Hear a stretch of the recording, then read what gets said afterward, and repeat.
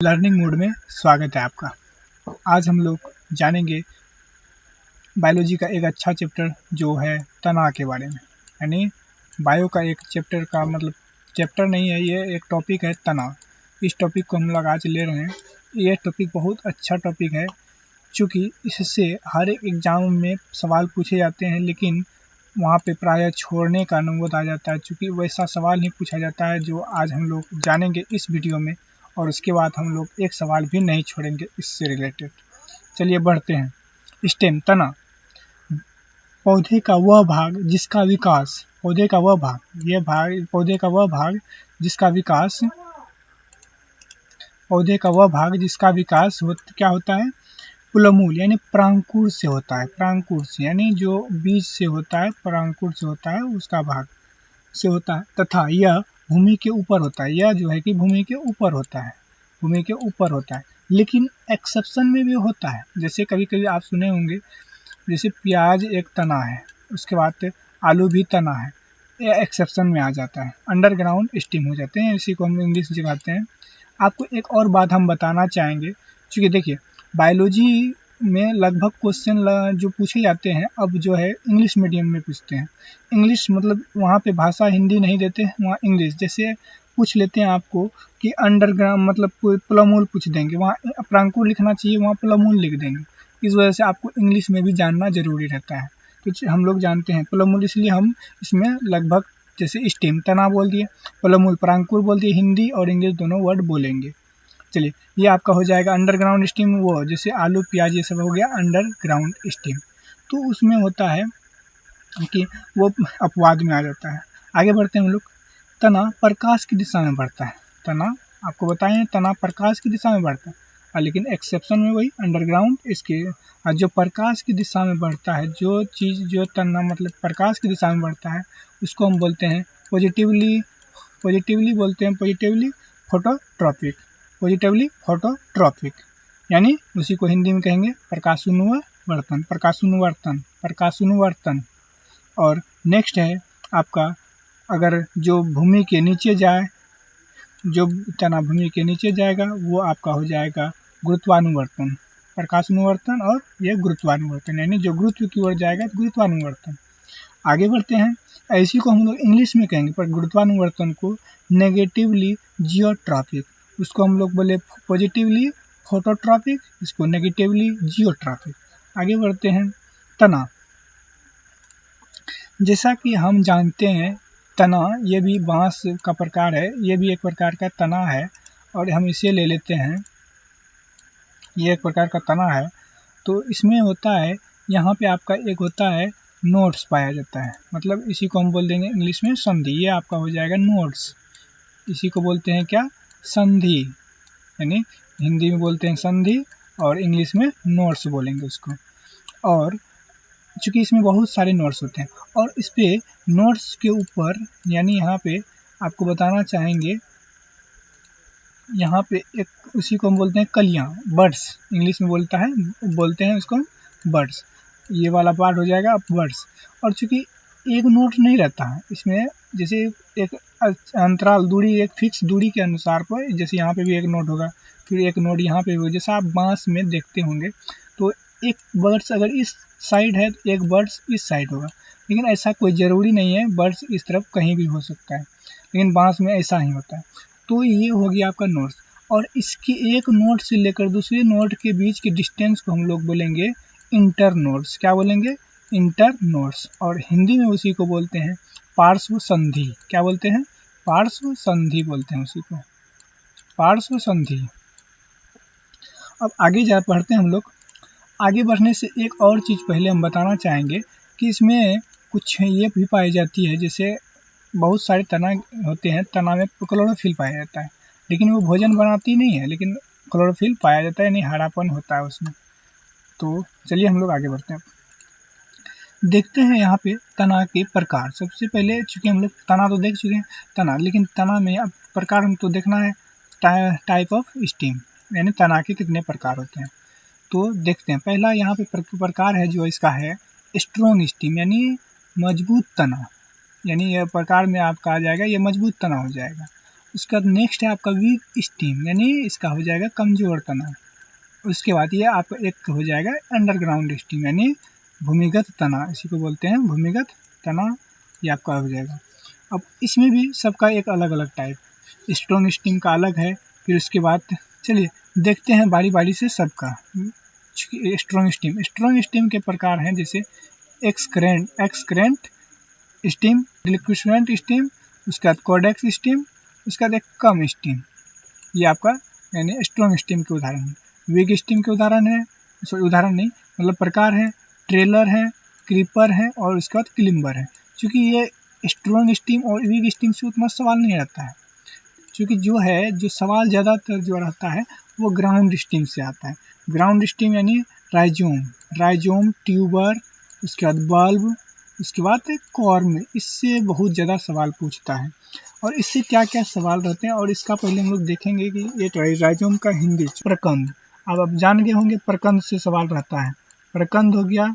उसके बाद फिर राइजोम, उसके बाद ट्यूबर है, आपका ट्यूबर हो जाएगा आपका कंद। बल्ब का उदाहरण हो जाएगा, जैसे बल्ब का हिंदी हो जाएगा आपका बल्ब, यानी अब इसको बोलते हैं सल्क कंद, यानी सल्क कंद हो जाएगा ये बल्ब। और उसके बाद एक हो जाएगा कॉर्म, यानी घन कंद। और आगे बढ़ते हैं हम लोग। अब इसमें देखते हैं हम कि मतलब वीक स्टीम क्या है, स्ट्रॉन्ग स्टीम क्या है और अंडरग्राउंड स्टीम क्या है। स्ट्रॉन्ग स्टीम, इसके बारी बारी से एक एक उदाहरण देखेंगे, फिर उसके बाद वीक स्टीम के उदाहरण देखेंगे और एक फिर उसके बाद अंडरग्राउंड स्टीम का एक्सप्लेनेशन देखेंगे। क्योंकि इससे ज़्यादा सवाल रहता है इसीलिए हम इसका पूरा एक्सप्लेनेशन देखेंगे। चलिए देखते हैं। जैसा कि स्ट्रॉन्ग स्टीम हम बोलते हैं, स्ट्रॉन्ग स्टीम के अंतर्गत जो आपका आ जाता है वो सारी पेड़ें जो सुएं खड़ी रहती है। मतलब आप एक अगर धान का पौधा भी अगर बोलेंगे या धान का भी पौधा, वो भी आपका एक प्रकार का स्ट्रॉन्ग स्टीम के ही अंतर्गत आएगा, क्योंकि वो स्वयं खड़ा रहता है, किसी के सहारे नहीं रहता है, जो स्वयं रहे खड़ा। धान का पौधा, गेहूँ, ये सब जो है स्ट्रॉन्ग स्टीम के अंतर्गत आता है। और ये तो बड़े बड़े वृक्ष तो स्ट्रॉन्ग स्टीम के अंतर्गत ही आएंगे। और आगे बढ़ते हैं हम लोग, देखते हैं वीक स्टीम के बारे में।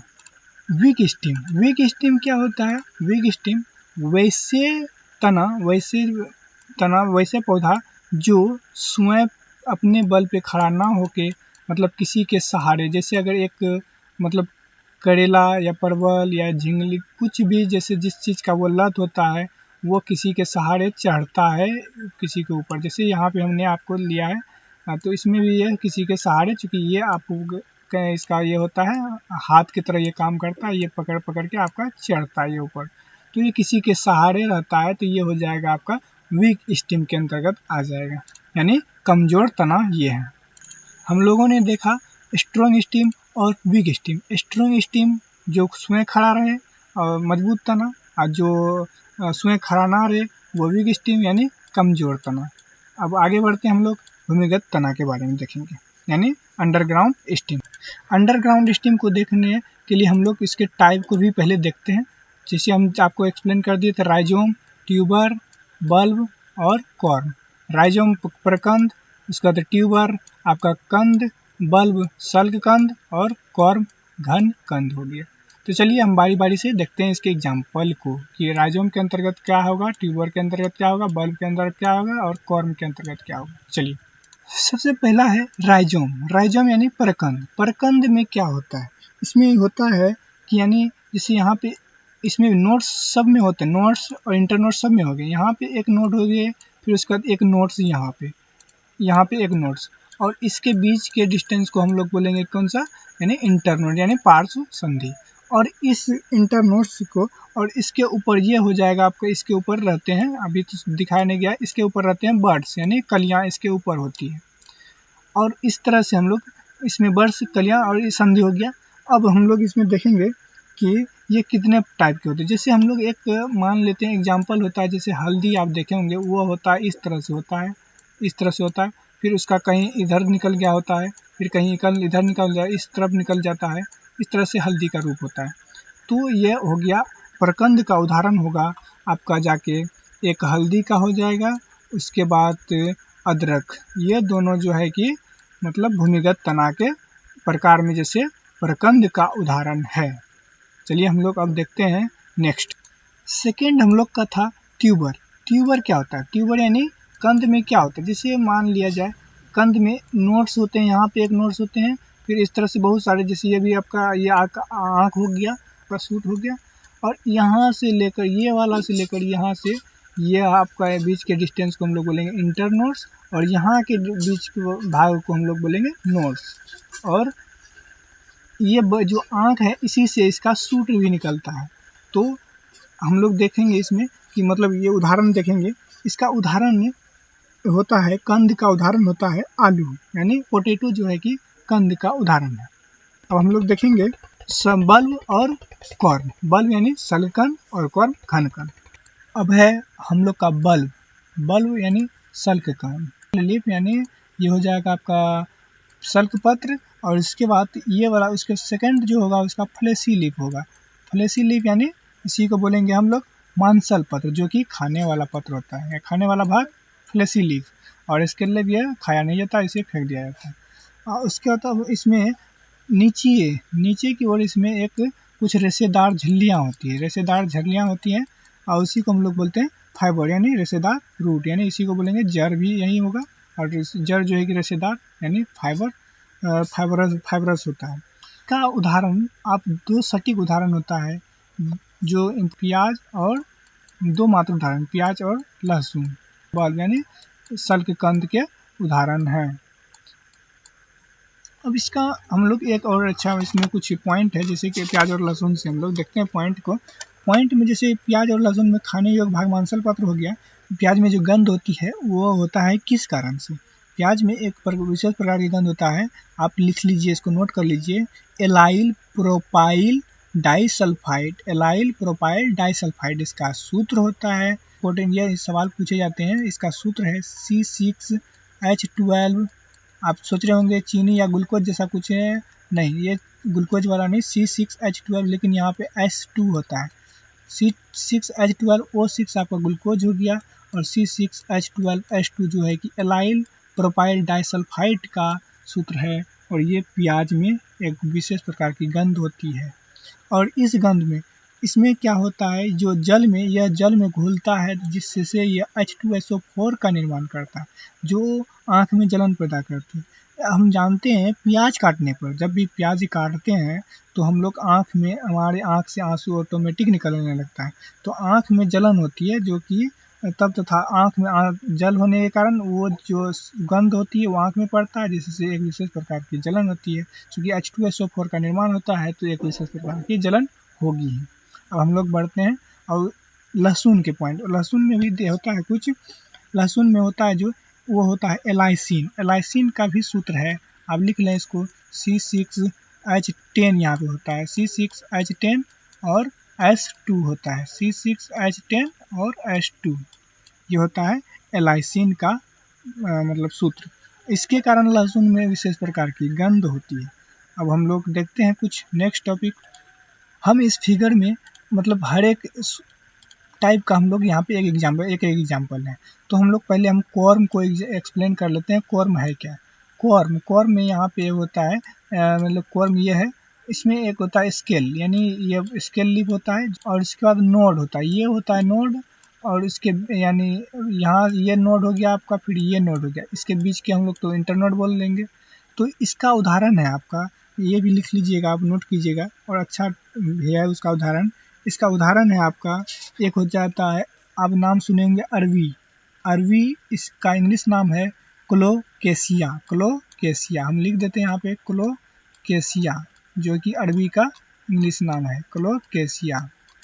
और नेक्स्ट है आपका ओल। आप तो ओल तो सुनेंगे, इंग्लिश नाम OL ही रहता है, ओल, और हिंदी में भी ओल ही रहता है। ये क्लोकेसिया और ओल, क्लोकेसिया अरवी हो गया, ओल ये दोनों आपका कॉर्म का एग्जाम्पल, यानी यह हो जाएगा घनकंद का एग्जाम्पल है।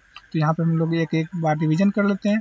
राइजोम का एग्जाम्पल हल्दी और अदरक, कॉर्म का एग्जाम्पल ओल और क्लोकेसिया, और बल्ब का एग्जाम्पल आपका हो जाएगा प्याज और लहसुन, और ट्यूबर का एग्जाम्पल हो जाएगा आलू यानी पोटैटो। तो ये हम लोग देख लिए। अब हम लोग देखते हैं कुछ नेक्स्ट टॉपिक में।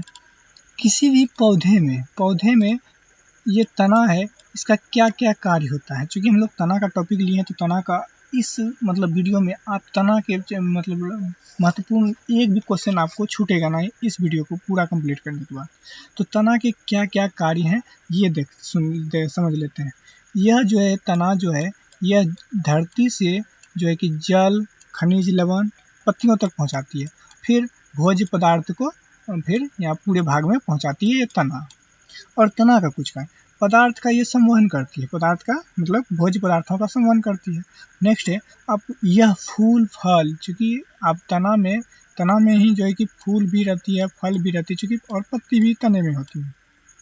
तो क्या हो जाएगा, फूल फल एवं पत्ती को धारण करने का काम करता है कौन, तना करती है।